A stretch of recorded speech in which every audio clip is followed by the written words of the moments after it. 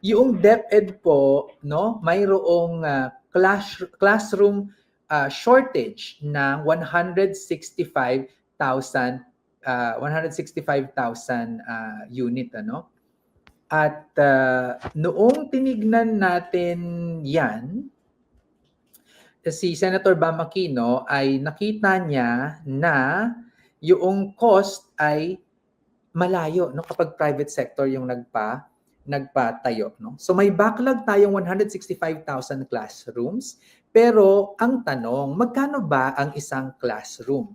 Ayon sa DPWH, 2.5 to 3.5 million ang bawat classroom. Pero may mga gumagawa from the private sector na 860,000 pesos lang up to 2.1 million pesos lang. So nasaan ang pagkakaiba, no? So price comparison natin sa DPWH 2.5 to 3.5, sa DepEd 2.5, sa LGU na may private public partnership 1.5 million to 2.1 million.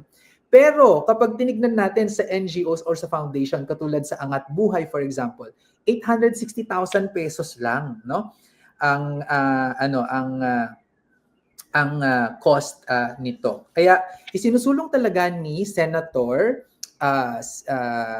Bam Aquino, no, na gusto niyang malaman nasan ba talaga yung pagkakaiba, no? Kasi during the technical working group, sabi niya, we will require the different groups to submit all the way the cost of materials, cost of labor para malaman natin at maikumpara.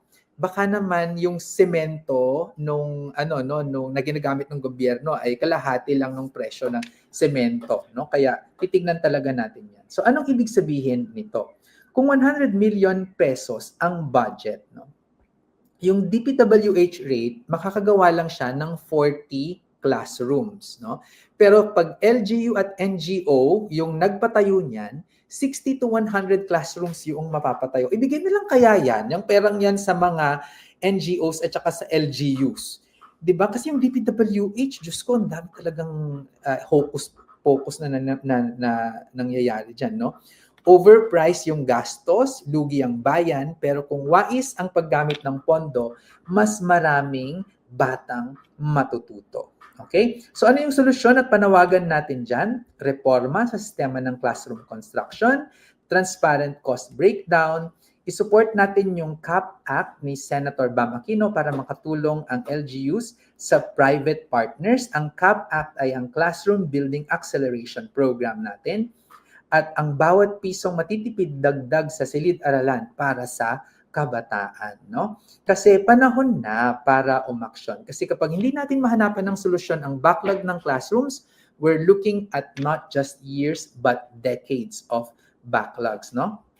Sabi ni Senator Bam Aquino, siguro mahigit pa sa 5 presidente ang lilipas bago natin mahabol ang kakulangan na ito kung hindi natin ito mamadaliin at talagang bibigyan ng tamang pansin. So yan po yung sabi, no, ni Senator Bam Aquino. At in relation to that, nakakairita lang na makikita natin ang mga ang mga nepo babies natin na nagpo-post sa social media ng kanilang karangyaan ng walang pakundangan.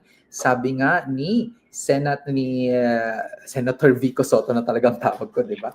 Kasi hindi pa siya pwedeng magpresidente. 38 years old pa lang yata siya sa 2028. Sana tumakbo siyang senator. Yan, no, mga nagpapakita ng kanilang mga lifestyle, mga contractors ng mga flood control at saka ng mga classrooms, nakakairita, di ba? Ay nako, sana ay kunin na kayo ni Lord agad at ilagay kayo sa impyerno. Ayan. Ako po si Sir Vince, ang inyong financial guru. Live na live po tayo sa Bucharest ngayon. Nagsasabing ang pagyaman na pag-aaralan at napagtutulungan.